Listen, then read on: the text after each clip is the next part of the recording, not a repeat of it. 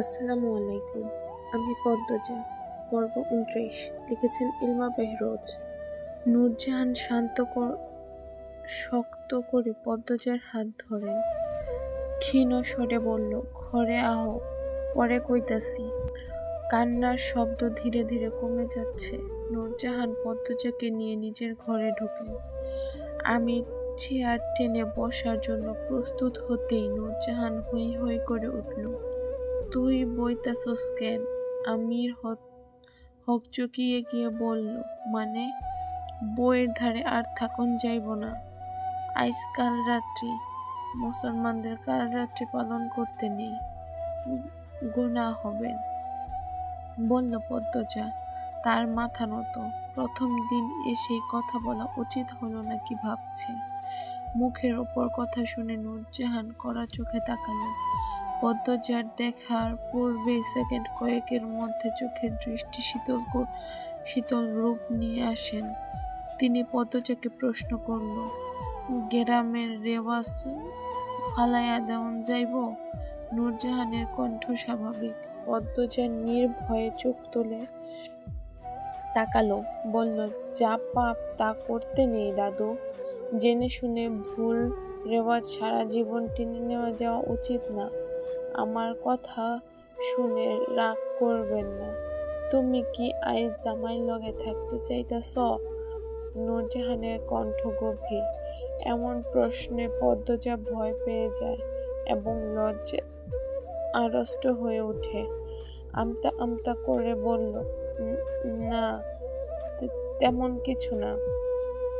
পদ্মজা আর চোখে আমিরকে দেখে আবার চোখের দৃষ্টি নত করে ফেলল। আমির নূরজাহানকে জড়িয়ে ধরে বলল, আমি যাচ্ছি বুড়ি। এরপর পদ্মজার দিকে তাকিয়ে হাত নেড়ে কোমল কণ্ঠে বিদায় জানালো, আল্লাহ হাফেজ পদ্মবতী। পদ্মজা নত যেন অবস্থায় মাথা নাড়ালো। আমির ঘর থেকে বেরিয়ে যায়। পদ্মজা ধীরে ধীরে মাথা উঁচু করে নূরজাহানকে দেখে ঢোক গিলে বলল, রাগ করছেন দাদু? নূরজাহান হাসলেন। পদ্মজা এক হাত ধরে বিছানার কাছে নিয়ে যায়, বলল, আমার বইনে তো ঠিক কথা কইছে, গোসা করতাম কেরে। পদ্মজা স্বস্তির নিঃশ্বাস নিল। পদ্মজা বলল, তুমি বউ, আমি জ্যোৎস্নার মারে ভাত দেওয়ার কথা কইতাছি। আমি খাইছি দাদু। তখন খাওয়ালেন আম্মা। ব্যাগটা কই? শাড়িটা খুললে আরেকটা পরো, সিঁদুরা রঙের পরবা। বলতে বলতে নূরজাহান ব্যাগ থেকে সিঁদুর রঙের শাড়ি বের করলেন, পদ্মজার দিকে এগিয়ে দিলেন। পদ্মজা হাত বাড়িয়ে শাড়ি নিল। জানতে চাইল, কোথায় পাল্টাবো? খাড়াও, দরজা লাগাইয়া দিই, ঘরেই পাল্টাও। আমারে শরমাইও না বইন, তোমার যা আমারও তা। পদ্মজা শাড়ি হাতে নিয়ে চারদিকে চোখ বুলিয়ে শাড়ি পাল্টানোর মতো উপযুক্ত জায়গা খুঁজতে থাকে। পালঙ্কের পেছনে চোখ পড়ল। পদ্মজা সেদিক গিয়ে শাড়ি পাল্টে নিল। এরপর নূরজাহানের উদ্দেশ্যে প্রশ্ন ছুড়ে দিল, দাদু, তখন কাঁদছিল কে? নূরজাহান বিছানায় বসতে বসতে জবাব দেয়, আমার খালিদের বড় সেরার বউ। পদ্মজা দুই কদম এগিয়ে আসে, আগ্রহ করে জানতে চায়, কেন কাঁদছিল? ওনাকে কি ঘরে আটকে রাখা হয়েছে? বউ আমার ধারে বউ। পদ্মজা নূরজাহানের সামনে ঝুঁকে বসে। নূরজাহান বলল, তোমার চাচা হুর শ্বশুর বড় ছেলের উপর বুধবার গত বৈশাখে মাথা খারাপ হয়ে গেছে। এরে ওরে মারতে আসে, কেউ রে চিনে না, নিজের স্বামীরেও চিনে না। আলমগীর তো এখন ঢাকায় থাহে, আমির তো গ্রামে আছে কয়দিন হইল। আলমগীর শহরে আমিরের কামটা করতাছে, এর লাইগাই তো আলমগীর বিয়েতে আইছিল না। রুম্পা তোমার বউরে দাঁড়িয়ে মারতে গেছিল, এই জন্য আপনারা ঘরে আটকে রেখেছিল নাকি? হুট করে কেন এমন? পদ্মজা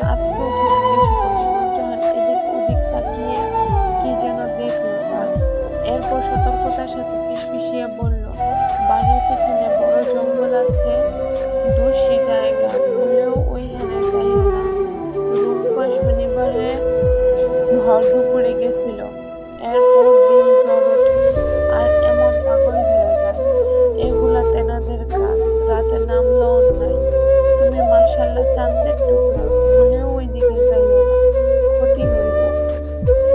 নূরজাহানের কথা শুনে পদ্মজার গায়ের পশম দাঁড়িয়ে পড়ে। মনে মনে ভাবে, অবিশ্বাস্য, ভয় পেয়ে কারো মাথা খারাপ হয়ে যায়। পদ্মজা উৎসুক হয়ে জিজ্ঞাসা করে, ওনাকে ডাক্তার দেখানো হয়েছে? দেখানো হয়েছে তো, সকালে 2 বার লইয়া গেছে। কবিরাজ আইলো, কেউই ভালো করতে কইরা দিতে পারে নাই। আচ্ছা, এসব কথা বাদ দাও। এখন এই বাড়িতে যখন বউ হইয়াছ সবই জানবা, খালি বাই কইও না এই খবর। গ্রামের কেউ জানে না। রাইতে হইছে, ঘুমাও। শুতে শুতে বলল, জামাইয়ের কাছে কইলাম যাইবা না? না না, যাব না। বুঝলা বোন, তোমার দাদা হোর বিয়ের প্রথম রাইতে লুকাইয়া আমারে তুললা নিয়া ঘরে লইয়া গেছিল। আদর সোহাগ কইরা ভোর রাত্রে পাঠাইয়া দিছিল। আমি ছোট ছিলাম, তাই ডরে কলিজা শুকাইয়া গেছিল। বলতে বলতে নূরজাহান জোরে হেসে উঠল। পদ্মজা মৃদু করে হাসল। নূরজাহান ডান দিকে কাত হয়ে শুয়ে পড়ল। পদ্মজা ধীরে ধীরে এক কোণে কাচুমাচু করে শুয়ে পড়ল। কি অদ্ভুত সব! সাধারণত বিয়ের রাত্রে নতুন বউ ঘুমানোর সুযোগ পায় না। জামাইয়ের বাড়ির মানুষের সারাক্ষণ ভিড় আর ঘেঁষে থাকে। পদ্মজা দীর্ঘশ্বাস ফেলল। হারিকেনের নিভু নিভু করে জ্বলছে, নিভে যাবে যে কোনো মুহূর্তে। কেটে যায় অনেকক্ষণ, ঘুম আসছে না। দেহ অচেনা অনুভূতি হয়ে যাচ্ছে। আচমকা পদ্মজা ভ্রু কুঁচকে ফেলল। কান খাড়া করে ভালো করে শোনার চেষ্টা করে। আবার কাঁদছে, রূপা মিনমিনিয়ে কাঁদছে। পদ্মজা স্পষ্ট শুনতে পাচ্ছে। সে ধরফড়িয়ে উঠে বসল। সাথে সাথে নূরজাহান পদ্মজার দিকে ফিরল। জানতে চায়, ডরাইতাছ? উনি আবার কাঁদছেন। সারা বেলায় কাঁদবে, এইসব কানে নিও না, ঘুমাইয়া পড়ো। পদ্মজা উসখুস করতে করতে শুয়ে পড়ে।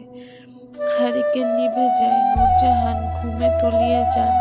নাক ডাকছেন তিনি। নাক ডাকার তীব্রতা অনেক, যা পদ্মজাকে বিরক্ত করে তোলে। পদ্মজা ঘুমানোর চেষ্টা করে। হাজার ভাবনার ভিড়ে এক সময় ঘুমিয়ে পড়ে। শেষ রাতে ঘুমের ঘোরে অনুভব করে হাঁটুতে কারো হাতের ছোঁয়া। পদ্মজার চোখ খুলে, চোখের সামনে কেউ ঝুঁকে রয়েছে। পদ্মজা ধরফড়িয়ে উঠে চিৎকার করে ওঠে, কে? সঙ্গে সঙ্গে পুরুষ অবয়বটি ছুটে বেরিয়ে যায়। পদ্মজা কাঁপতে থাকলো, শরীর বেয়ে ঘাম ঝরছে। ভয়ে ঠোঁট শুকিয়ে কাঠ। সে নূরজাহানকে ভয়ার্ত স্বরে ডাকলো, দাদু, দাদু। নূরজাহান একটু নড়ে আবার ঘুমিয়ে পড়লেন। পদ্মজা আর ডাকতে না, সে কোনো কোনো নিঃশ্বাস নিয়ে নিজেকে সামলানোর চেষ্টা করে। তার চোখের দৃষ্টি দরজার বাইরে। মস্তিষ্ক ভাবছে, দরজা তো লাগানো ছিল, বাইরে থেকে কেউ কিভাবে ঢুকলো?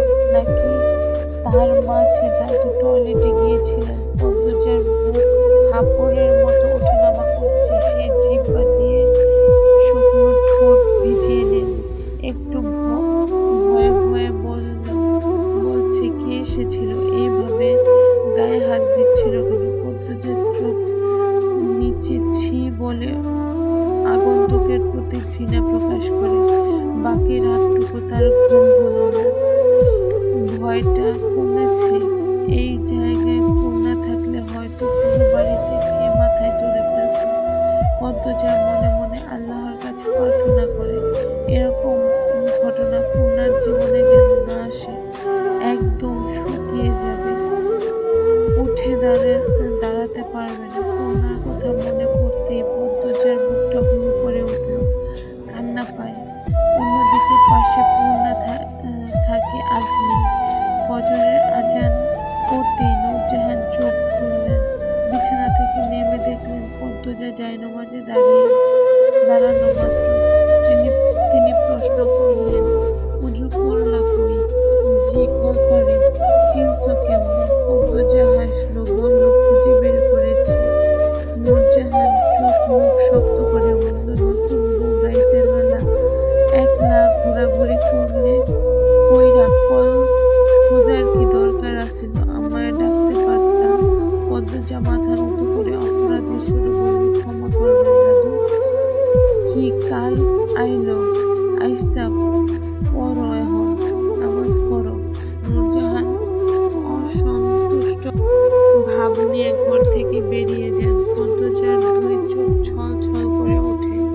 যখন টের পেল এখনই সে কেঁদে দিবে, দ্রুত ডান হাতের উল্টো পাশ দিয়ে চোখের জল মুছল। এরপর নামাজে মন দিল। পদ্মজাকে কাতান শাড়ি পরানো হয়েছে। বৌভাতের অনুষ্ঠান চলছে। সে এক বিশাল আয়োজন।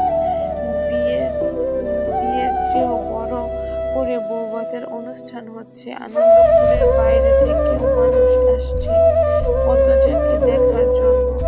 আটপাড়ার প্রতিটি ঘরের মানুষ তো আছেই। পদ্মজার চারপাশের মানুষের গিজ গিজ, রাতের ঘুম হয়নি। পরনে ভারী শাড়ি, গহনা, এত মানুষ চারদিকে, সব মিলিয়ে পদ্মজার নাজেহাল অবস্থা। মাথা নত করে বসে আছে সে। আপা! পূর্ণার কণ্ঠ শুনে মুহূর্তেই পদ্মজার ক্লান্তি উড়ে যায়। চমকে চোখ তুলে তাকালো। পূর্ণা প্রেমাপ্রান্ত ঝাঁপিয়ে পড়ে পদ্মজার উপর। পূর্ণা আওয়াজ করে কেঁদে উঠে বলল, রাতে আমার ঘুম হয়নি আপা। পদ্মজার গলা জ্বলছে। পূর্ণা পদ্মজার প্রান্তকে দুই হাতে জড়িয়ে ধরে চাপা কণ্ঠে বলল, আমারও ঘুম হয়নি বোন। আপা চলো, বাড়ি চলো। কাইল যাইব, আইজ না। এখন পদ্মজা আমরার বাড়ির ছেলে। লাবণ্য বলল। সে সবে মাত্রই এই ঘরে ঢুকলো। পদ্মজার জন্য খাবার নিয়ে এসেছে। পূর্ণা রাগ নিয়ে বলল, আমার বউ আমি নিয়ে যাব। আমাদের আপা আমরা নিয়ে যেতে এসেছি, বলল প্রান্ত। রানী প্রান্তের কান টেনে ধরে বলল, পেকে গেছিস তাই না?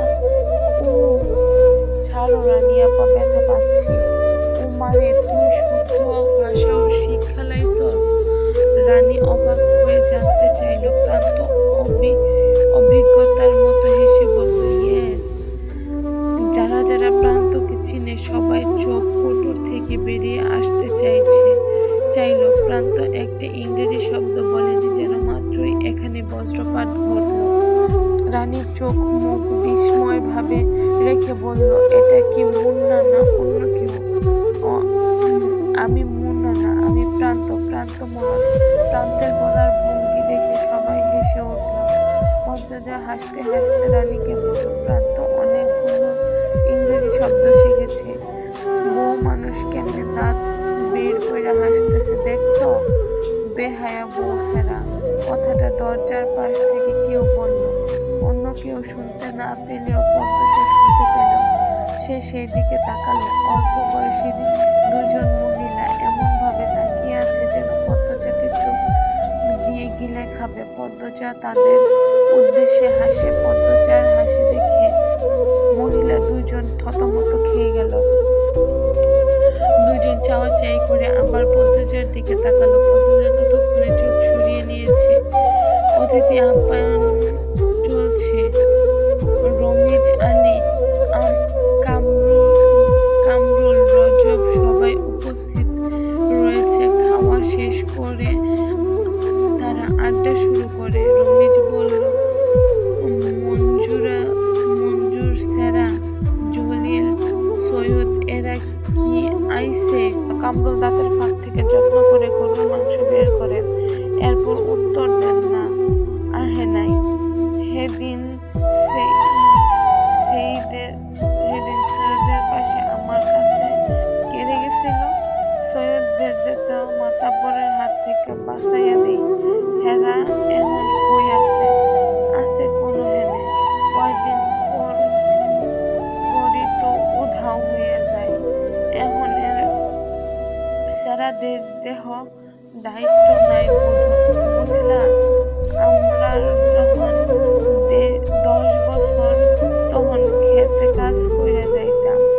কামরুলের কথা উপেক্ষা করে মজিদ অন্য প্রসঙ্গে তুলল, ক্ষমতা যত বেশি হের বেশি আমার মাইয়ারা নির্দোষ আছিল, তবুও কেমনটা করছিল সবাই। আইজ মাতাব্বরের সেরা বলে কিছুই কইল না, বদলা আমার বিয়ে খেতে এসি। রমিজের অসহায় মুখখানা দেখে কামরুল মালেক হা হা করে হেসে উঠল। রমিজের দৃষ্টি অস্থির।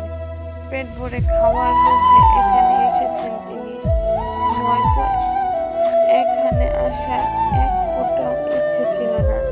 পদ্মজা কিছুতেই খেতে পারছে না, অথচ ক্ষুধায় পেট চুচু করছে। চোখের সামনে এত মানুষ থাকলে কি খাওয়া যায়? পূর্ণা ব্যাপারটা ধরতে পেরে লাবণ্যকে বলল, লাবণ্য সবাইকে বেরিয়ে যেতে বল, কেউ শুনে না। তাই সে ফরিনা বেগমকে নিয়ে আসে। ফরিনা বেগম সবাইকে বের করে দরজা ফিরিয়ে দিয়ে যান। ঘরে শুধু রানী, লাবণ্য, পদ্মজা, প্রেমা, পূর্ণা এবং ক্লান্ত। পদ্মজা খাওয়ার জন্য প্রস্তুত হয়। পূর্ণা বলল, আপা আমি তোমাকে খাইয়ে দেই। পদ্মজা অবাক হয়ে তাকালো। ফুটে মিষ্টি হাসি। পূর্ণা অনুমতির অপেক্ষা না করে এক লোকমা ভাত বাড়িয়ে দিল। পদ্মজার 2 চোখ ছলছল করে ওঠে। পূর্ণা কখনো খাইয়ে দেয়নি, এই প্রথম খাওয়াতে চাইল। পদ্মজা হা করে। লাবণ্য হেসে বলল, আমার এমন একটা বোন যদি থাকতো। আমি তোর বোন না, বলল রানী। লাবণ্য চোখ মুখ শক্ত করে বলল, জীবনে খাওয়াই দিছস, আবার বোন কইতে আইছস? তুই খাওয়াইয়া দিছস? পূর্ণা তুইও তো ছোট। আগে পদ্মজা খাওয়াইছে, এরপর পূর্ণা। আচ্ছা ভাত লইয়া আয়, খাওয়াইয়া দিব। রানী বলল, এখন পেট ভরা? এখন তো তোর পেট, নাক মাথা সবই ভরা থাকবো। 2 বোনের ঝগড়া দেখে পূর্ণা পদ্মজা হাসে। কি মিষ্টি 2 জন, ঝগড়াতেও যেন ভালোবাসা রয়েছে। লাবণ্যের চেয়ে রানী বেশি সুন্দর, তবে লাবণ্যকে দেখতে বেশি মায়া লাগে। লাবণ্য রানী দেখতেই বোঝা যায়। গতকাল কি রাগটাই না দেখালো। ঘরে ঢুকলো আমিরকে দেখে পদ্মজা সংকুচিত হয়ে বলল। রানী প্রশ্ন করল, এইখানে কি দা ভাই? পদ্মজাকে নিয়ে যেতে হবে। ওহ আচ্ছা, ও খাচ্ছে। আচ্ছা খাওয়া শেষ হলে নিয়ে যাব। বলতে বলতে আমির পদ্মজার সামনে বসলো। লাবণ্য জিজ্ঞাসা করল, কই নিয়ে যাবা? আম্মার ঘরে। কেন? আম্মা বলছে নিয়ে যেতে। আম্মা একটু আগেই দেখা গেল। আমির হকচকিয়ে গেল। আমতা আমতা করে বলল, ও তাই নাকি? রানী তীক্ষ্ণ দৃষ্টিতে আমিরকে পরখ করে নিয়ে বলল, তা ভাই মিথ্যা বলছো কেন? মিথ্যা? আমি? অসম্ভব। আম্মা না দাদু বলেছে নিয়ে যেতে। এই তোরা যা তো, তোদের বান্ধবীরা আসছে, যা। কোথায় ঘ্যান ঘ্যান শুরু করছিস? লাবণ্যের কথা বাড়াতে চাইছিল। রানী টেনে নিয়ে যায়। প্রেমাও বেরিয়ে যায়। আচ্ছা এই জায়গায় প্রেমা প্রান্ত হবে। তারা বাড়ি থেকে পরিকল্পনা করে এসেছে একসাথে পুরো হাওলাদার বাড়ি ঘুরে দেখবে। পূর্ণা খাইয়ে যাচ্ছে। পদ্মজা আমিরের উপস্থিতি বিব্রত হয়ে উঠেছে।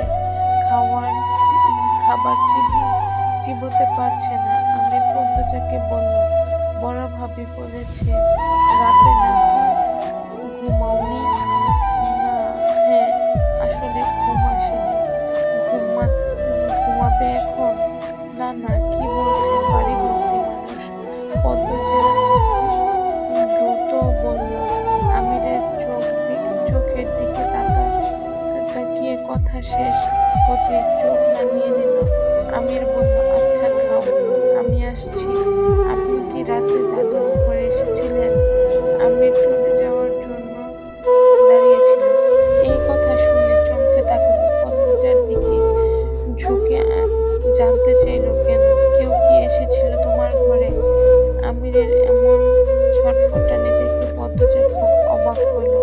সে অবাক চোখে তাকিয়ে থেকে বলল, হ্যাঁ, এসেছিল শেষ রাত্রিরে। আচ্ছা, বলে হন্তদন্ত হয়ে বেরিয়ে গেল আমির। পদ্মজা পেছনে ডাকলো, শুনল না আমির। হুট করে আমিরের পরিবর্তন পদ্মজাকে ভাবাতে লাগলো।